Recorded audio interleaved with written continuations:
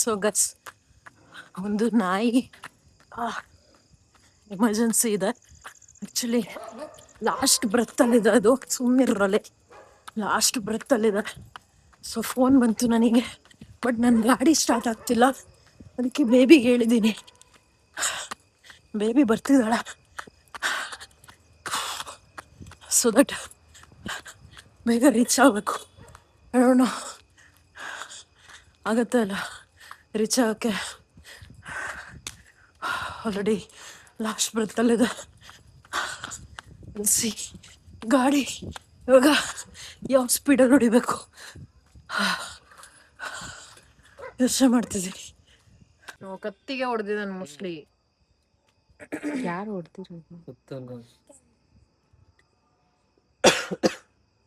ಹೋಲಿ ಬಿಟ್ರೆ ಏನು ಮಾಡಕ ಅದು. ಸೊ ಹೋಗೋ ಅಷ್ಟೊತ್ತಿಗೆ ಆಲ್ರೆಡಿ ಪ್ರಾಣ ಹೋಗಿತ್ತು. ಪ್ರಾಣ ಹೋಗಿ ಒಂದು 5 ನಿಮಿಷ ಆಲ್ರೆಡಿ ಆಗಿತ್ತು. ಸೊ ಸತ್ತೋಗಿದೆ ಇವಾಗ. ಅಪ್ಪ ಬೇಬಿ ಪ್ಲೀಸ್ ಮೆಲ್ಲಕ್ಕೆ. ಸೊ ಅದಕ್ಕೆ ಇವಾಗ ತಗೊಂಡೋಗಿ ಸ್ಮಶಾನಕ್ಕೆ ಕೊಡಕ್ಕಂತ ಹೋಗ್ತಾ ಇದೀವಿ. ಸೊ ಬೇಬಿ ಪಾಪ ಫಸ್ಟ್ ಟೈಮ್ ಅಲ್ಲ ಬೇಬಿ ಈ ತರ. ಅಂದ್ರೆ ಬೇಬಿ ಗಾಡಿ ಕೊಟ್ಟು ನಾಯಿನ ನಾನು ಹಿಂದೆ ಹಿಡ್ಕೊಂಡ್ ಕೂತಿರೋದು ಫಸ್ಟ್ ಟೈಮ್ ಆಕ್ಚುಲಿ. ನಾನೇ ಮುಂದೆ ಹಾಕೊಂಡ್ಬಿಡ್ತಾ ಇದ್ದೆ. ಇವತ್ತು ನನ್ನ ಗಾಡಿನೂ ಇಲ್ಲ. ಅವನೇ ಇವನು ಹಿಂಗ್ ಬರ್ತಾನೆ, ಆ ಕಡೆ ನೋಡಿಲ್ಲ ಈ ಕಡೆ ನೋಡಿಲ್ಲ. ನಂಬರ್ ಪ್ಲೇಟ್ ಐತೆ ನೋಡ್ಕೊಳ್ಳಿ ಗಾಯ್ಸ್. ಸೊ ಇವಾಗ ತಗೊಂಡು ಹೋಗ್ತಾ ಇದೀವಿ. ಪಾಪ ಅವರು ಆ ಅಣ್ಣನೂ ಬಂದಿದ್ದಾರೆ, ಆ ಅಣ್ಣನೂ ಹಿಂದೆ ಬರ್ತಾರೆ ನಾಯಿ ಊಟ ಹಾಕೋರು ಪಾಪ. ಸೊ ಅಣ್ಣನೂ ಬರ್ತಾ ಇದಾರೆ ನೋಡಿ.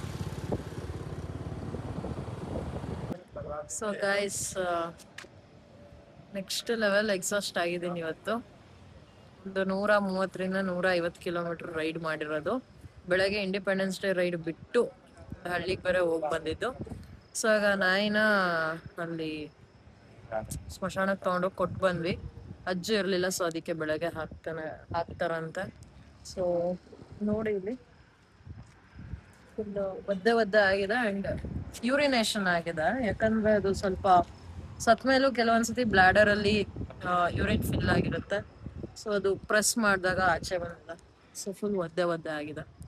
ಸೊ ಮನೆಗೆ ಹೋಗಿ 2ನೇ ಸತಿ ಸ್ನಾನ ಮಾಡ್ಬೇಕು.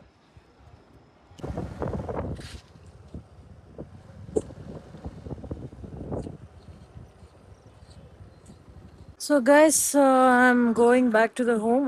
ಸೊ ಇವಾಗ ರ್ಯಾಪಿಡೋ ಭಯ ಜೊತೆ ಬಂದ ನಾನು ಆಕ್ಚುಲಿ. ಸೊ ಇವ್ರು ನೋಡಿ ನಮ್ಮ ಬರಲ್ಲ ತೋರ್ಸೋಣ ಅಂದ್ರೆ ಓಡೋಗ್ತಿರಲ್ಲ, ಬೇಡ ಆತ. ಸೊ ಗೈಸ್ ನಿನ್ನೆ ರಾತ್ರಿ ಕಾಲ್ ಆಕ್ಚುಲಿ. ಯಾಕೋ ಕಾಲ್ ಕುಂತಿದ್ಯಾ, ಬೇಡ ಆತ. ಇವನಿಗೆ ಇವಾಗ ಮಾತ್ರ ಹಾಕ್ಬೇಕು. ಯಾಕೋ ಕಾಲ್ ಕುಂತಾ ಇದೆ. ಏನ್ ಗೊತ್ತಾ, ಇವಾಗ ಮೀಟಿಂಗ್ ಟೈಮ್ ಅಲ್ಲ. ಸೊ ಹೆಣ್ಣಾಯಿ ಗಂಡಾಯಿ ಎಲ್ಲ ಹಿಂದೆ ಹೋಗ್ತಿರ್ತವೆ, ಬೇರೆ ನಾಯಿ ಹತ್ರ ಕಚ್ಚಿಸ್ಕೊಂತಿರ್ತವೆ, ಇಲ್ಲ ಯಾರು ಓಡ್ಸಕ್ಕೆ ಹೊಡಿತಾರೆ. ಇವಾಗ ಒಂದ್ ಸ್ವಲ್ಪ ಇಂಜುರೀಸ್ ಕಾಮನ್. ಸೊ ಅಣ್ಣಂಗೆ ಏನಾರು ಹಾಕಬೇಕು, ಹಾಕೋಣ. ಸೊ ನಿನ್ನೆ ರಾತ್ರಿ ಗೈಸ್ ಹೇಳ್ತಿದ್ದೆ, ರ್ಯಾಪಿಡೋ ಭಯ ಜೊತೆ ಮನೆಗೆ ಬಂದೆ. ಮನೆಗೆ ಬಂದ್ಮೇಲೆ ಅಲ್ಲೇ ವ್ಲಾಗ್ ಎಂಡ್ ಮಾಡ್ಬೋದಿತ್ತು, ಬಟ್ ನನಗೆ ಎಂಡ್ ಮಾಡಕ್ ಮನ್ಸು ಬರ್ತಿಲ್ಲ. ಯಾಕಂದ್ರೆ ನಿನ್ನೆ ರಾತ್ರಿ ತುಂಬಾ ಹಾರ್ಡಾಗಿ ಟ್ರೈ ಮಾಡಿದ್ವಿ. ಸೊ ನನ್ನ ಹತ್ರ ನಿನ್ನೆ ಗಾಡಿನ ತುಂಬಾ ಉಜ್ಜಾಡಿದ್ದೀನಿ, ಓಕೆನಾ. ಸೊ ಹಾಗಾಗಿ ಅಲ್ಲೂ ಒಂದು ಹಳ್ಳಿ ಹತ್ರನೂ ಅದು ಯಾವುದೋ ಮಧ್ಯ ಪ್ರದೇಶದಲ್ಲೂ ಗಾಡಿ ನಿಂತೋಗ್ಬಿಟ್ಟಿತ್ತು. ಸೊ ಅಲ್ಲಿ ಸ್ಟಾರ್ಟ್ ಆಗಿ ಯಾರೋ ಬಂದು ಸ್ಟಾರ್ಟ್ ಮಾಡಿಕೊಟ್ಟಿದ್ದೆ ಹೆಚ್ಚು. ನಾನು ಬಂದು ಊರಿಗೆ ಸೇರ್ಕೊಂಡಿದ್ದೆ ಹೆಚ್ಚು. ಪ್ರಾಬಬ್ಲಿ ಅಲ್ಲಿ ಸ್ಟಾರ್ಟ್ ಆಗಿರ್ಲಿಲ್ಲ ಅಂದ್ರೆ ನಂಗೆ ತುಂಬ ಸಮಸ್ಯೆ ಆಗೋದು. ಸೊ ಆಮೇಲೆ ಸಂಜೆ ಬಂದು ಕ್ಲಾಸೆಲ್ಲ ಮುಗಿಸ್ಕೊಂಡು ಮನೆಗೆ ಬಂದೆ. ಮನೆಗೆ ಬಂದು ಗಾಡಿ ನಿಲ್ಲಿಸ್ದೆ. ಮತ್ತೆ ರಾತ್ರಿ ಫೋನ್ ಬಂತು ನನಗೆ 8 ಗಂಟೆ ಅರೌಂಡ್ 8-8:15 ಕಾಲ್ ಬಂತು. ಸೊ ಗಾಡಿ ಸ್ಟಾರ್ಟ್ ಮಾಡಕ್ಕೆ ಹೋಗ್ತೀನಿ, ಸ್ಟಾರ್ಟ್ ಆಗಂಗಿಲ್ಲ. ಏನು ಮಾಡೋಣ, ಅದು ಬೇರೆ ಎಮರ್ಜೆನ್ಸಿ ಇದೆ ಅಂತ ಹೇಳ್ತಿದ್ದಾರೆ. ಆ್ಯಕ್ಚುಲಿ ಬೇಬಿ ನನ್ನ ಹತ್ರನೇ ಬರೋಳಿದ್ಲು. ಅವಳು ಇನ್ನೊಂದು ಅರ್ಧ ಗಂಟೆ 3/4 ಗಂಟೆ ಬಿಟ್ಟು ಬರ್ತೀನಿ ಅಂತ ಹೇಳಿದ್ಲು. ಸೊ ನಾನು ಅವಳನ್ನ ಬೇಗ ಫೋನ್ ಮಾಡಿ ಬೇಗ ಕರ್ಸ್ಕೊಂಡು, ಪಾಪ ಅವಳು ರಮ್ ಅಂತ ಹೊಡ್ಕೊಂಬಂದು ಬರ್ಬೇಕಾದ್ರೆ ಅವಳದು ಪೆಟ್ರೋಲ್ ಖಾಲಿ ಆಗಂಗಾಗಿ ಮತ್ತೆ ಪೆಟ್ರೋಲ್ ಬಂಕಲ್ಲಿ ಪೆಟ್ರೋಲ್ ಹಾಕ್ಸ್ಕೊಂಡು ಬಂದಾಗ ಪಾಪ ಕೇಳಿದೆ, ಅಂದರೆ ರೇಗ್ದೆ ಸ್ವಲ್ಪ, ಯಾಕೆ ಇಷ್ಟು ಲೇಟಾಗಿ ಬಂದೆ ಅಂತ. ಇಲ್ಲ ಪೆಟ್ರೋಲ್ ಖಾಲಿ ಆಗ್ತಿತ್ತು ಮತ್ತೆ ಪೆಟ್ರೋಲ್ ಹಾಕ್ಸ್ಕೊಂಬಂದೆ. ಸೊ ಈ ಥರ ಎಲ್ಲ ಆಗುತ್ತೆ. ಸೊ ಆಮೇಲೆ ಹೋಗಿ ಎಲ್ಲ ಮಾಡಿದ್ವಿ, ಬಟ್ ಆಗಲಿಲ್ಲ ಉಳ್ಸೋಕ್ಕೆ. ಅವ್ರು ಯಾರೋ ಡಾಕ್ಟ್ರಿಗೂ ಫೋನ್ ಮಾಡಿದ್ರಂತೆ. ಅವರು ಸರಿ ವಿಡಿಯೋ ಕಳಿಸಿ ಅಂತ ಹೇಳಿ ಸುಮ್ಮನೆ ರೆಸ್ಪಾಂಡ್ ಮಾಡ್ದಂಗೆ ಸುಮ್ಮನಾದ್ರಂತೆ. ಆಮೇಲೆ ರೆಸ್ಕ್ಯೂ ಸೆಂಟ್ರವರು ರೆಸ್ಪಾಂಡ್ ಮಾಡಲಿಲ್ಲಂತೆ. ಸೊ ಏನು ಮಾಡಲಿಲ್ಲ, ಎಲ್ಲ ನನ್ನ ಕೈಯಲ್ಲೇ ಇದೆ, ಎಲ್ಲ ನನ್ನ ತಲೆ ಮೇಲೆ ಇದೆ. ಸೊ ಪ್ರೆಷರಿಗಂತ ಅಲ್ಲ, ಬಟ್ ನಂಗೆ ನಿಜವಾಗ್ಲೂ ಅದು ಬೇಜಾರಾಯಿತು. ಯಾಕಂದರೆ ಅದು ಲಾಸ್ಟ್ ಬ್ರೆತ್ತಲ್ಲಿದೆ, ಫೋನ್ ಮಾಡಿದ್ದಾರೆ. ಆ ಮೂಮೆಂಟಲ್ಲಿ ನಾವು ಏನೂ ಮಾಡೋಕ್ಕಾಗಲ್ಲ. ಮ್ಯಾಕ್ಸಿಮಮ್ CPR ಮಾಡ್ಬೋದು, ಅಟ್ಲೀಸ್ಟ್ ಅದನ್ನಾದರೂ ಮಾಡ್ಬೋದಲ್ಲ ನಾನು ಅಂತ. ಸೊ ನಾನು ಅಷ್ಟು ಟ್ರೈ ಮಾಡಿದ್ದು. ಸೊ ಇನ್ನೊಂದೇನೆಂದರೆ, ಈ ಈ ಲಾಸ್ಟಿಗೆ ವಿಡಿಯೋ ಎಂಡ್ ಮಾಡೋಕ್ಕಿಂತ ಮುಂಚೆ ಒಂದು ಹೇಳಲೇಬೇಕು. ಆ್ಯಕ್ಚುಲಿ ಬೇಬಿಗೆ ತುಂಬ ಅಂದರೆ ತುಂಬ ಥ್ಯಾಂಕ್ಸ್ ಹೇಳಲೇಬೇಕು. ಯಾಕಂದರೆ it's my job, it's my duty. ಅದರಲ್ಲಿ ಅವಳದ್ದು ಏನೂ ಪಾತ್ರ ವಹಿಸುವಂಥ ಅವಶ್ಯಕತೆ ಇಲ್ಲ, ಓಕೆನಾ. ಸೊ ರೆಸ್ಕ್ಯೂ ನಾನು ಮಾಡ್ತಿರೋದು, ರೆಸ್ಕ್ಯೂ ಮಾಡೋದನ್ನು ನಾನು ಸಣ್ಣ ವಯಸ್ಸಿಂದ ರೂಢಿ ಮಾಡ್ಕೊಂಡಿರೋದು. ಅನಿಮಲ್ಸನ್ನು ನನಗಿಷ್ಟ, ಅವಳು ಅನಿಮಲ್ ಲವರ್ ಇಲ್ಲ ಅಂತ ನಾನು ಹೇಳಲ್ಲ. ಬಟ್ ಈ ರೆಸ್ಕ್ಯೂ, ಈ ರಶ್ನೆಸ್ಸು, ಆಮೇಲೆ ಪ್ರೆಷರು, ಆಮೇಲೆ ಮಾಡಲೇಬೇಕು ಅನ್ನೋದು ಅದೆಲ್ಲ ನನಗಿರೋದು. ಅವಳಿಗೇನು ಇರಬೇಕು ಅನ್ನೋ ಅವಶ್ಯಕತೆ ಇಲ್ಲ. ಬಟ್ ಅವಳು ಎಲ್ಲ ಟೈಮಲ್ಲೂ, ಆಲ್ಮೋಸ್ಟ್ ನನ್ನ ಎಲ್ಲ ಟೈಮ್ಸಲ್ಲೂ ಜೊತೆಲಿರ್ತಾಳೆ, ಎಲ್ಲ ರೆಸ್ಕ್ಯೂಗಳಲ್ಲೂ ಜೊತೆಲಿರ್ತಾಳೆ. ಮೊನ್ನೆನೂ ಅಷ್ಟೇ, ಆ ಕರು ರೆಸ್ಕ್ಯೂ ಮಾಡಿದಾಗ ಹುಳ ತೆಗಿಬೇಕಾದ್ರೆ ಫಸ್ಟ್ ಟೈಮ್ ಆ ಥರ ಸೀನ್ ನೋಡ್ತಿರೋದು ಅವಳು, ಓಕೆನಾ.